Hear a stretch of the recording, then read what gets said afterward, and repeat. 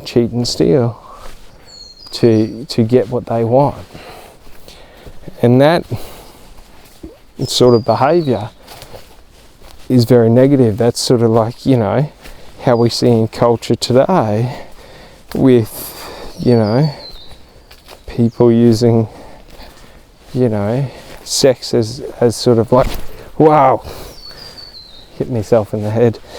Sex is like sort of like a weapon, where it's used as a sort of lever of control, but it's also, it's like a metric of success now, like how many people you've slept with.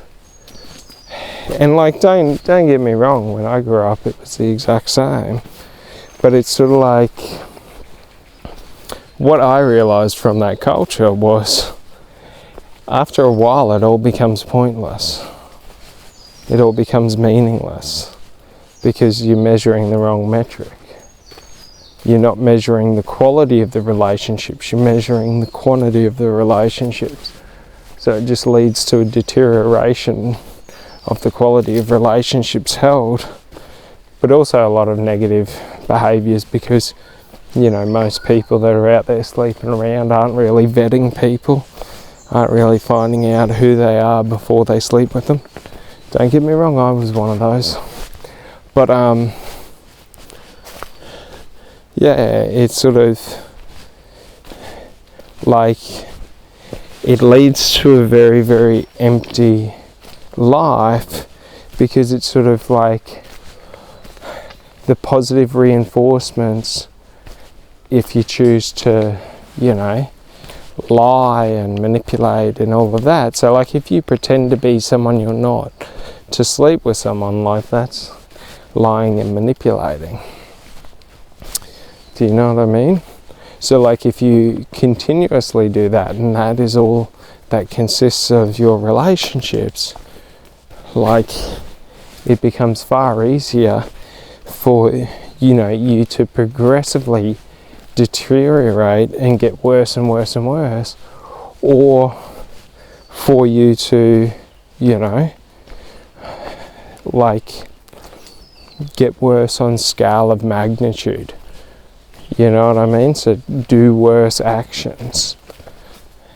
And it's like, it's sort of why, like, people always start off really good in all relationships, but then it always, like, when they're not right, they always end so toxically.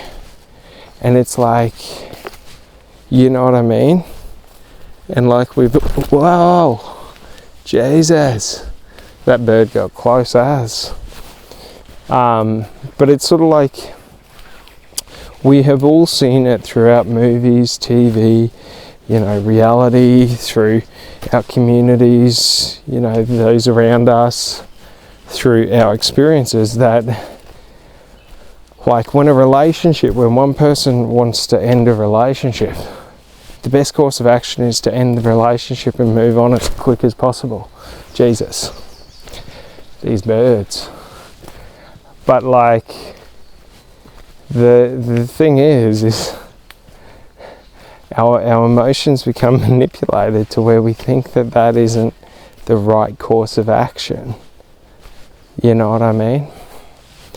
And it's like, the course, like, there is no, it's a no-win scenario, because if someone's not interested in, you know, let's say a romantic relationship with you anymore, there's no real point in trying, and it's better just to move on. But a lot of people can't, because they see relationships as a part of them.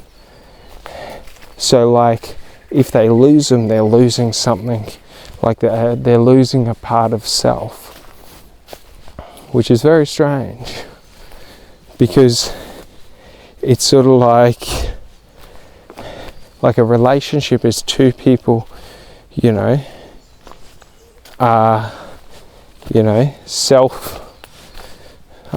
self-fulfilling. So like, they give themselves the enjoyment and, you know, all the emotional support that they need in life, and they sort of come together because because they enjoy each other's company, not because together they're better. It's sort of like, you know what I mean? It's two individuals coming together, not two individuals becoming one. Because if it's two individuals becoming one, like, then it's sort of like the old school way of marriage, like marriage or death. You know what I mean? Like, you can't have so much or such easy divorces, because then you've got a whole population out there that is missing an aspect of self. You know what I mean? So it's sort of like, understanding this is just understanding that, like, there is no fulfillment outside of yourself. Like, you have to find fulfillment within yourself, and then what you do outside of yourself is a manifestation of your fulfillment.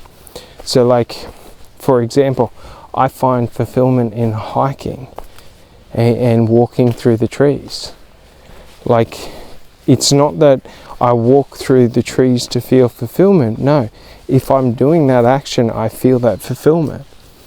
So, like, you know, I've already found it. So it's sort of like, you've just got to find the internal meaning that the action you want to do is for you. You know what I mean? So it's sort of like in work, we find fulfillment in performing the task, not in the outcomes that we get from doing the task.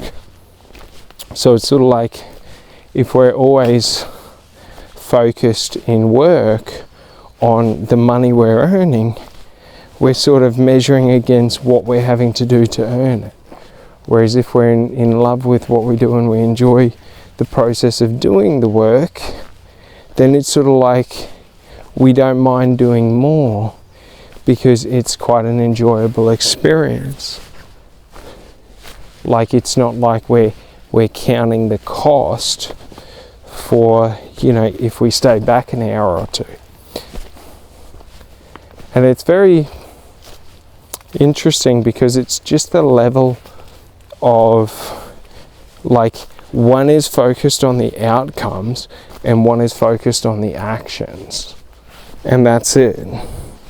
So one focuses on doing the actions better and better and better, and one focuses on getting better and better results. Do you know what I mean? And, like, one of them you can control. So when you focus on the actions, you're in control of how you take those actions, how much time and energy you put into those actions. But it's like, when you focus on the results, well, you don't have control on, you know, how much results you can get, like, because you're sort of focusing on the outcome, and the outcome is a result of the actions. So it's sort of like when you focus on, if you're in sales and you focus on getting sales, not on the action of talking to customers. Like, getting sales is a result of talking to customers. So you can focus all your attention and energy onto the sale. Wow! Son of a gun. Bloody spider webs. But you can focus all your attention onto the sale, but you're not actually like your intentions are not the same as if you're focused on the customer or finding the customer or making the call. Like, your intentions are on the outcome, so it's sort of like all your intentions are on the result of. So you're not focusing on the result of what, it's just the result of. So it becomes a lot harder because you have a much broader view, right? So you're trying to look at the whole process instead of just looking at one stage of the process.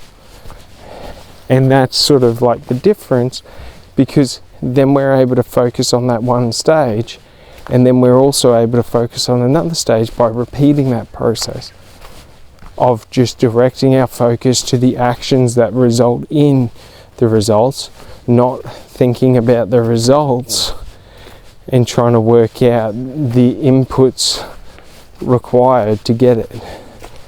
Do you know what I mean?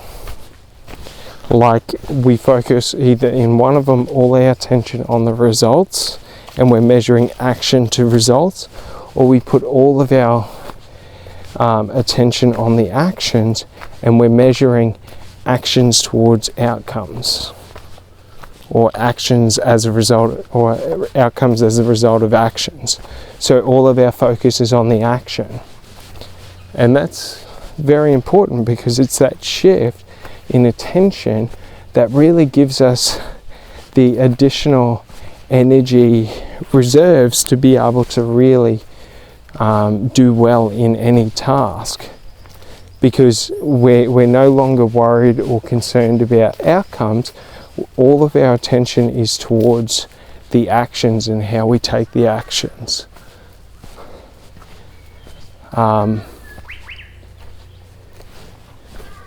Which is quite good.